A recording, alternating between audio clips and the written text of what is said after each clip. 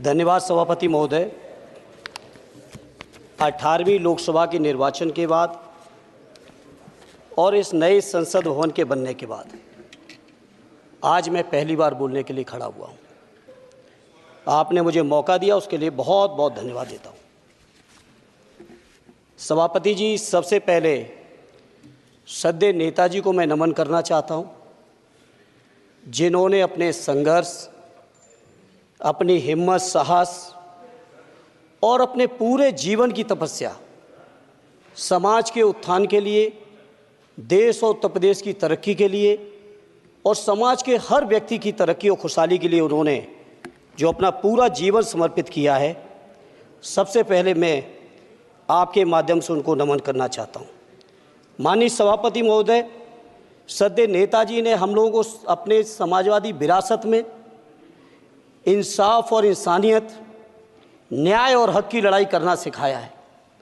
उस लड़ाई को हम लोग बखूबी अपने नेता आदरणीय अखिलेश यादव जी के नेतृत्व में शानदार तरीके से उस विरासत को न केवल लड़ रहे हैं, बल्कि नेताजी के हर सपने को पूरा करने तक हम लोग चुप बैठने वाले नहीं हैं। सभापति महोदय, बजट एक व्यापक विषय है और जब इस विषय के बारे में सोचते हैं तो समझ में नहीं आ रहा कि कहाँ से शुरू करें, क्योंकि देश में आज कोई वर्ग नहीं बचा है।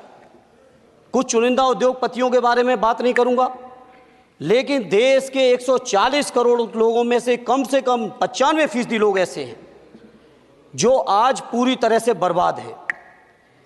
एनडीए की ये सरकार 11वां बजट पेश कर रही है, लेकिन इस 11वें बजट के बावजूद अगर मैं देखता हूं तो समाज की जो गरीबों के लिए सबसे ज़्यादा ज़रूरी चीज़ें हैं, स्वास्थ्य का है तो स्वास्थ्य 2023 और 24 में बजट घटा दिया है।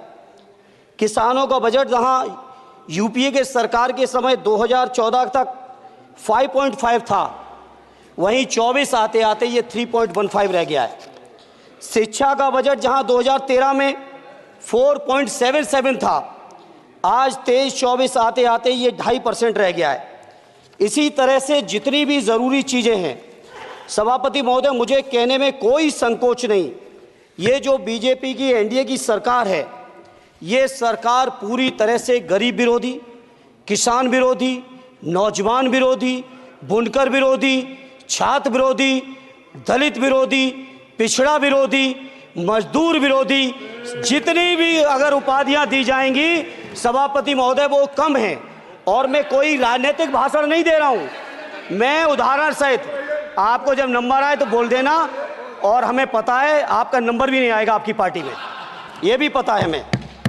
सभापति महोदय, श्रद्धेय नेताजी ने हमेशा कहा है कि चुनाव में या जनता के बीच किया हुआ वादा अगर आप पूरा नहीं करते हैं तो वो भी एक सबसे बड़ा भ्रष्टाचार है, और उस भ्रष्टाचार में अगर किसी ने वर्ल्ड रिकॉर्ड बनाया है तो बीजेपी की और एनडीए की सरकार ने बनाया है। सभापति महोदय, 2014 के चुनाव के समय प्रधानमंत्री जी ने वादे किए कि 2 करोड़ रोजगार हर साल मिलेंगे। स्वामीनाथन जी, जिनको भारत रत्न दिया है, सरकार को मैं धन्यवाद देता हूं, लेकिन वो धन्यवाद अधूरा है जब तक उनकी सिफारिशों को नहीं मानते हो। 2007-8 से लगातार मांग चल रही है देश में कि स्वामीनाथन जी की जो सिफारिश है किसानों को 1.5 गुना समर्थन मूल्य देने का, एमएसपी की गारंटी देने का, कानूनी हक और अधिकार देने का, उस गारंटी को आज तक नहीं माना, आज तक नहीं माना, आज तक नहीं माना। स्वामीनाथन जी को आज तक नहीं माना। अध्यक्ष जी, डिस्टर्ब ना करिए। सभापति महोदय, मेरा टाइम इसमें काउंट नहीं होगा।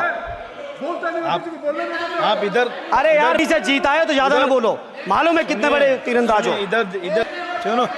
स्वामीनाथन जी की आपने नहीं मानी, एमएसपी आपने लागू नहीं की। कितनी बढ़िया बातें कि खाद पे हम सब्सिडी बढ़ा रहे हैं, पहले 50 किलो को 45 किलो, फिर 45 किलो को 40 किलो, और मुझे लगता है कि एक तीसरा कार्यकाल पूरे होते होते केवल 10 ही किलो बचेगा खाद के कट्टे में, इससे ज़्यादा नहीं बचेगा। मंडी एक नहीं बनाई, आत्महत्या इतनी कर रहे हैं किसान, और किसान अगर अपनी एमएसपी की मांग करते हैं, हजारों किसान यहीं दिल्ली की सीमा पर मारे जाते हैं, और आप सोचते हो कि आपकी बात को कोई समझेगा नहीं। सभापति महोदय, नौजवानों को कितना गुमराह किया गया। नौजवानों से कह दिया गया हर साल 2 करोड़ रोजगार। मैं आज सवाल पूछता हूं अपने नौजवानों की ओर से, बताएं भारतीय जनता पार्टी के लोग, सरकार में बैठे लोग, 10 साल आपने राज कर लिया है, आखिर 20 करोड़ नौजवानों को रोजगार कहां है? अरे छोड़िए यार, अबे कोई नोटिस नहीं लेता तुम्हें, छोड़ो कोई नोटिस नहीं लेगा तुम्हें। 20 करोड़ नौजवान के रोजगार का हिसाब कहां है? आज 11वें बजट में जब याद आई तो वो भी ट्रेनिंग की बात करते हो। मैं कहना चाहता हूं IIM, IIT के नौजवानों को रोजगार नहीं दे पा रहे हो। आप सोच रहे हो इंटर्नशिप के इस छोटे से शगुफे से नौजवान खुश होंगे? देश के नौजवान खुश होने वाले नहीं है। सभापति महोदय, शिक्षा के मसले पर लगातार बजट घटाया जा रहा है, लगातार सरकारी शिक्षा कम की जा रही है, और ये बीजेपी की सरकार की लगातार प्रयास है कि नौजवान शिक्षित होंगे तो सवाल पूछेंगे। देश की JNU से लेके BHU से लेके MU से लेके जितने बड़े संस्थान हैं, सारे संस्थानों को बर्बाद कर दिया है। एक भी दलित, एक भी पिछड़े, कहीं आपका वाइस चांसलर नहीं है। लगातार जितने भी आपके professor, associate professor, assistant professor की नियुक्तियों में RSS का जब तक कोई फंडामेंटल कोर्स नहीं करेगा, बेसिक कोर्स, तब तक उसकी नियुक्ति नहीं होगी। आप क्या सोच रहे हो देश नहीं देख रहा है नौजवान? UGC का बजट लगातार कम किया जा रहा है। मेरा खुला आरोप है इस सरकार पर कि ये सरकार शिक्षा को प्राइवेट करके, शिक्षा को मुट्ठी भर उद्योगपतियों के हाथों में देके, शिक्षा को चुनिंदा लोगों के हाथ में देके, देश के 140 करोड़, जिसमें मैं समझता हूं 90% लोग गरीब हैं, उन गरीबों के हाथों से शिक्षा को छीनने का ये जो आपकी सरकार षड्यंत्र कर रही है, इसके लिए हम लोग इस मौके पे विरोध करते हैं। लगातार फीस बढ़ा रहे हैं, शिक्षकों की कमी है, रोजगार आप दे नहीं पा रहे हो, सामाजिक असमानता। सभापति महोदय, 2014 में जिस समय सरकार बनी थी NDA की, उस समय देश की जितने भी जो आर्थिक चीजें थी, जो वेल्थ थी, उसमें पिछड़ों की हैसियत 17% थी, 17%, और आज 10 साल की NDA की सरकार के बाद पिछड़ों की आर्थिक हैसियत हो गई है केवल 9%।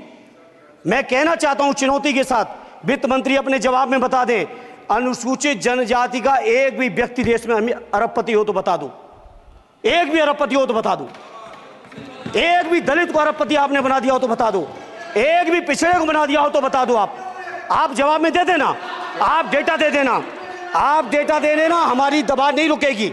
सभापति महोदय, जब बीजेपी की सरकार, जब बीजेपी के लोग विपक्ष में रहे तो OPS की बातें किए। 10 साल से आप सत्ता चला रहे हो, 11वां बजट पेश कर रहे हो, पूरा देश आज OPS के लिए, सरकारी कर्मचारी परेशान है, कहीं OPS की चर्चा नहीं है, पुरानी पेंशन की कोई चर्चा नहीं है। सभापति महोदय, पुरानी पेंशन तो पुरानी पेंशन, हम मांग करते हैं, बहुत बड़े राष्ट्रभक्त आप बनते हो, मैं मांग करता हूं देश के पैरामिलिट्री फोर्सेस को आप पुरानी पेंशन दीजिए। मैं मांग करता हूं, आप राष्ट्रभक्त हैं ना, सीमा पे जो सुरक्षा कर रहे हैं, जो शहादत झेल रहे हैं, मेरी मांग है कि आप उनकी OPS दीजिए। वो आप OPS नहीं दे पाओगे। इसी तरह से सभापति महोदय, देश के अंदर बहुत से ऐसे संविदा कर्मचारी, एक से एक बढ़िया फार्मूला, अब कानूनन मंडल आयोग लागू हो गया तो कैसे पिछड़े और दलितों को रोकें? तो संविदा कर्मी की प्राइवेट कंपनी, प्राइवेट आपने आउटसोर्सिंग कर दी। आउटसोर्सिंग के कारण से देश के सारे दलित, सारे पिछड़े, सारे आदिवासी आपकी सेवाओं से बाहर हो गए, उनके पास कोई कानूनी हक नहीं। तो ये जो आरक्षण को खत्म करने के तरह तरह के जो आप लोग षड्यंत्र अपना रहे हो, इस षड्यंत्रों को देश का जनमानस पूरी तरह से जान भी चुका है, पहचान भी चुका है, और इसीलिए उत्तर प्रदेश से तो आपको कर ही दिया है बाहर, देश से भी बाहर जल्दी करेंगे, और हमारे साथी मिलकर दूसरे प्रांतों से भी बाहर करेंगे।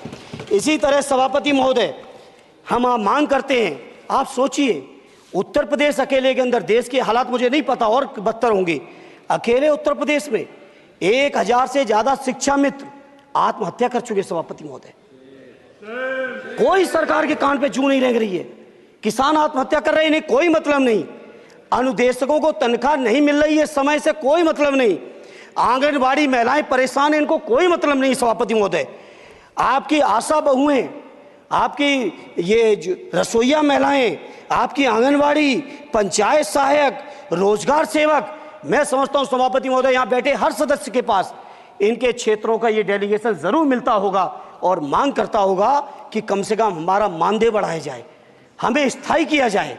सभापति महोदय, इसके लिए सभापति महोदय मेरी पार्टी के किसी भी मेंबर से हम नंबर कम कर लेंगे, टाइम, मेरा टाइम बढ़ा दीजिए, बढ़ा दीजिए, कोई भी मेंबर हमारे लिए दे देंगे टाइम, हम लोग देते। इसलिए सभापति महोदय इन सभी समस्याओं के लिए मैं आपसे कहना चाहता हूं कि इनका समाधान करिए, और नहीं समाधान करेंगे तो अभी तो बैसाखी पे बन गए, बिहार और आंध्रा को पैकेज देखे फिर देश में कितने राज्यों को पैकेज दे पाओगे। अरे वित्त मंत्री जी, उत्तर प्रदेश से आते हो, इतना भी हक नहीं कि पूरे बजट भाषण में एक बार उत्तर प्रदेश का नाम आ जाता। इतना अयोध्या से नफरत हो गई, अयोध्या से अवधेश जी क्या जीत गए, आप लोगों को इतनी नफरत हो गई कि एक भी उत्तर प्रदेश का एक बार भी नाम नहीं आया। सभापति महोदय, इसे मैं आज इस मौके पर सभापति महोदय देश के गरीबों, किसानों, नौजवानों, व्यापारियों, बुनकरों सभी की ओर से कहना चाहता हूं, ये बजट देश विरोधी बजट है। कुछ समस्याओं के लिए सभापति महोदय संवेदनशीलता के साथ मैं कहूंगा सरकार को विचार करना चाहिए। श्रद्धेय नेताजी जब रक्षा मंत्री थे, उन्होंने व्यवस्था दी थी कि देश के अंदर जो भी सैनिक शहीद हुए हैं उनको ससम्मान उनके घरों पे जाके राष्ट्रीय सम्मान के साथ उनकी अंत्येष्टि हो। मैं उन्हीं की परंपरा को आगे बढ़ाते हुए एक और मांग करता हूं सभापति महोदय कि जो हमारे शहीद जिनकी अंत्येष्टि स्थल जहां कहीं भी बना हो, जिस भी परंपरा से बना हो, अरे आपको कुछ नहीं पता है, अरे यही तुम्हारे सैनिकों के लिए यही तुम्हारा भाव है। सभापति महोदय, आप बोले सर। सभापति महोदय, मेरा अनुरोध है अग्निवीर की योजना खत्म की जाए। ये 4 साल के सैनिक से देश की उतनी मजबूत रक्षा नहीं हो सकती। नौजवानों को गुमराह करके केवल 4 साल, उन्हें दो ना 60 साल तक रिटायरमेंट, 4 साल बाद वो कहाँ नौकरियां ढूंढेंगे। इसे मेरी मांग है अग्निवीर की योजना खत्म की जाए। साथ ही साथ मेरी एक मांग और है कि जो शहीदों की शहादत स्थल है उसको शहीद स्थल के तौर पर डेवलप करने के लिए केंद्र सरकार को अतिरिक्त बजट देना चाहिए। मैं नहीं समझता हूं इसमें किसी को कोई दिक्कत होनी चाहिए। इसी तरह सभापति महोदय, बातें बहुत लंबी लंबी की जाती हैं, थोड़ा सा मैं अपने क्षेत्र के बारे में कहूँगा। आदरणीय हमारे नेता माननीय राममूर्ति वर्मा जी ने भी कहा है, माननीय लालजी वर्मा जी ने भी, जो बाढ़ की समस्या है, जो समस्या बिहार में है नेपाल से पानी छोड़ने की, वही समस्या उत्तर प्रदेश की भी है। और विशेषकर पूर्वी उत्तर प्रदेश में अगर आप चलिए तो खीरी से शुरू करेंगे, पीलीभीत, खीरी से लेके पूरा आप चले जाइए और एकदम कुशीनगर बॉर्डर तक, बिहार बॉर्डर तक पूरी की पूरी समस्या है।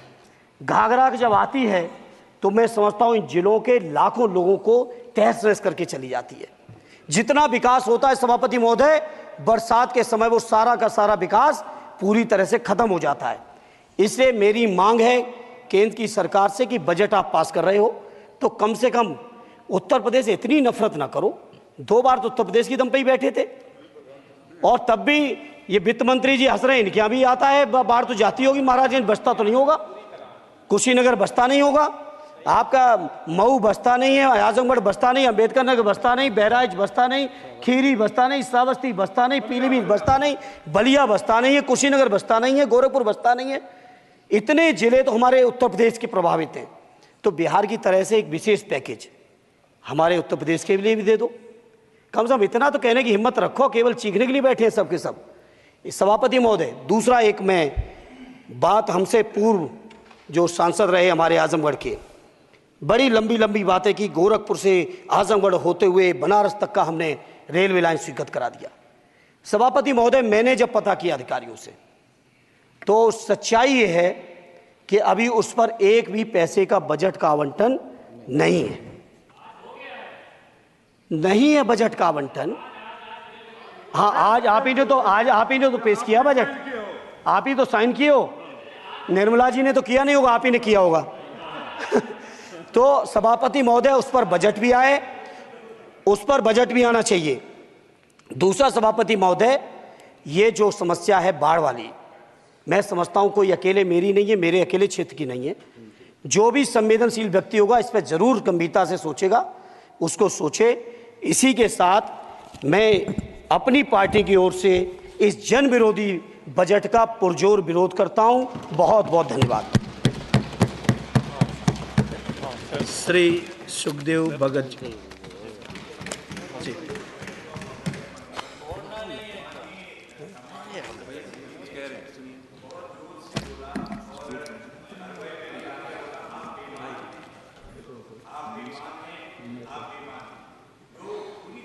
असंसदीय है मान्यवर। मेरा निवेदन रहेगा, वैसे तो भाषा शैली हमें सभी को ठीक करनी चाहिए, लेकिन ये अगर कहीं ये शब्द आ गया हो,